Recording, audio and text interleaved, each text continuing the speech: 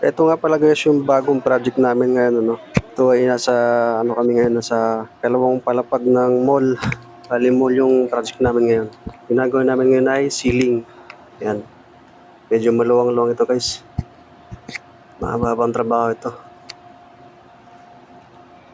Puro ceiling ginagawa namin. Design. Yan po yung design niya.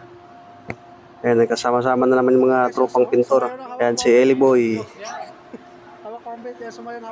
Bali, dalawang patong na scaffolding ang taas ng ceiling na ginagawa namin.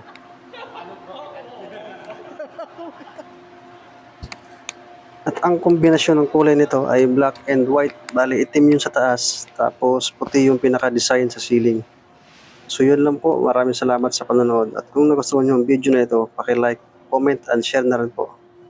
Siyempre, paki-follow na rin po ako. Maraming salamat po.